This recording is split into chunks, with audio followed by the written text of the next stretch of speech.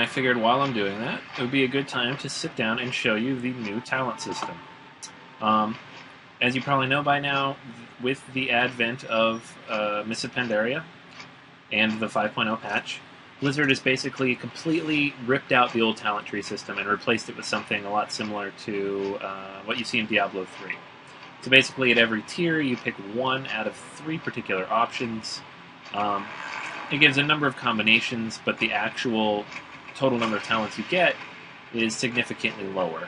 So in this particular case, I have 5. I'm a level 85 character, so I have 5 talents at the moment, and then at level 90, they'll give me a 6th. It's simpler. It takes away a lot of those talents. If you remember the days when you had a lot of talents that basically were plus 15% to X statistic to ensure you get X or Y. It was a lot of filler, and most of the time there was one best build that every character needed to have, which defeated the purpose of having all those points. So, plus it took a fair amount of effort on some people's parts to figure out what was actually best for any given situation. So, what we're seeing here is, and I'm not going to go through each of these because this is just one class. I have a hunter. But at level 15 is when you're getting your first talent point, and that is different from level 10 in previous iterations. You're going to get one at each 15 level increment.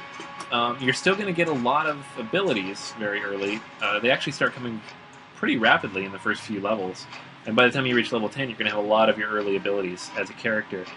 Something else to keep in mind is that when you specialize, which does happen at level 10, you immediately get whatever abilities come with that specialization. So, in my case, Beast Mastery, I'm going to get these 4 particular abilities become immediately available at level 10. Whereas, if I chose in Marksmanship, I would get these 4, Survival these 4, and of course you can get your dual spec, pay your pound of flesh, and you'll get your dual spec, and you can have 2 of them. So there's no running around having to retrain and pay for all these abilities constantly, which is admittedly very exhausting. And I think it's, some people bemoan it a little bit and say that it was dragging it down,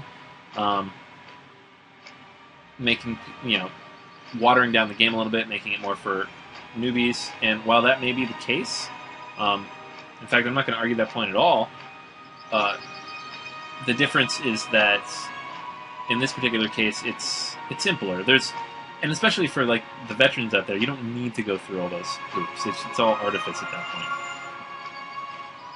So, level 10, you're going to pick one of these. Marksmanship, Beast Mastery, Survival in my case. Then you're going to hop up at level 15 and start choosing your talents. You're not going to spend 20 minutes doing it every time you level up either. You're just going to pick one of 3. And while there are certain builds that are better than others depending on your needs, in most cases, these are just a matter of preference. If you like, in my case, if you're a hunter, if you want things that make it easier for you to get away, then those are going to be more important than things that basically lay the smack down on your enemies, such as a Dire Beast or Lynx Rush. Okay, glyphs have not changed significantly. Basically the same stuff we're used to here. Pop them in, you've got 6 total options, and then of course pets. For hunters and for anybody else with pets, you've got 3 particular categories. You pick whichever one you want, and you get the abilities that go with it. So it's all fairly simple, it's all pretty straightforward. This is actually a lot simpler. If I'd made a video, say 2 years ago, to show you how the talent system works, we might spend a few hours going over it, because it's just, especially for newcomers. If this doesn't, you don't need to be level 85 to know these things. It's just, these are some basic things that you might be wanting to know very early in the game if you're just getting started, or if you happen to be level 85 and haven't had a chance to check out 5.0 yet, if you're just getting back to the game because of the new expansion. This is good information to have. Alright, I'm going to get back to my game here. I've gotten to my destination. Just doing a little herb picking to get myself up to 500. And then I'll be back in a little bit to discuss with you some leveling tips for the new zones. Alright, enjoy!